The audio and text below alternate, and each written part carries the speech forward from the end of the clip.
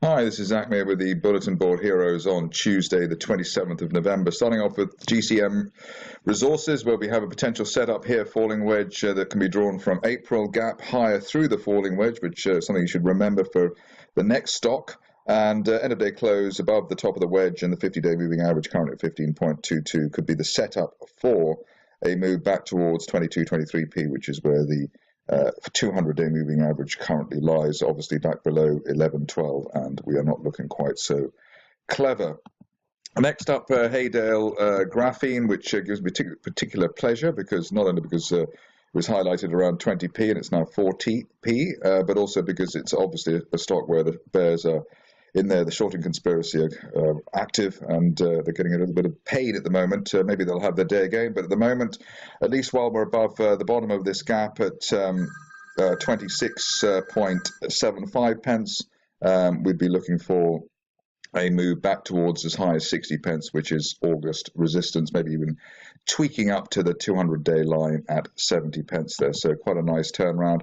The point of interest there is that there was a gap within the falling wedge before the breakout, which was a leading indicator on the fact that the stock would break out. So that's why I highlighted GCM before this one. Next up, we've got a request from a keen Twitter follower, Mporium Grp here. Nearly gapped up through the wedge here, but we've got a falling wedge here from May. Need to see an end-of-day close above the 50-day moving average at 5.23 pence. You can see that yesterday the shares nearly managed that, or just came shy of that, but 5.25 plus end-of-day close should do the trick in terms of getting the shares up to a notional technical target back at June resistance through 7.5 pence, stop loss back below 4.5 if you're already in there. Next up, on a thin day, we have OptiBiotix. Still haven't quite managed to grapple with the business model here, but I'm sure it's wonderful. As far as the technicals are concerned, we've got a rising trend, rising 200-day moving average there. The shares gave us a double the bear trap, or triple bear trap below it, down to below 60s and below June resistance, sorry, June support rather. So that should have flushed out a few people from 160. Basically, the shares halved, which is very Fibonacci. Current situation is that we've got the likelihood of the stock rallying back towards the £1 level, at least while we hold above the 200-day moving average at 77 pence. The next cross here as well will, between the 50 and 200-day lines, likely to be a golden cross. And as we know, that the strongest part of the technical cycle, normally the run-up to a 50-day, 200-day moving average golden cross. So something to look forward there, hopefully at OptiBiotix.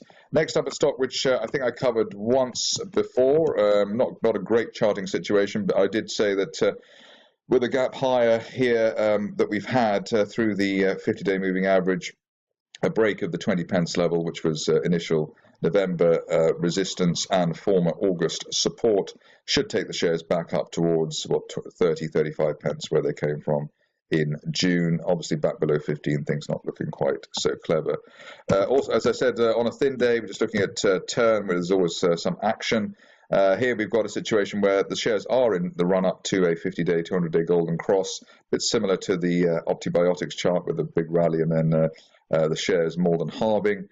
Situation here with an end-of-day close above the 200-day line at 18 pence would be very nice this time, in order to get us back towards the mid-20s. But hopefully, as I said, with a run-up to the 50-day, 200-day golden cross, we'll get a bit more out of that as a end-of-year rally. Only back below, let's say, 13, 14 pence now questions the break to the upside scenario after that triangle break that we had in the middle of last month.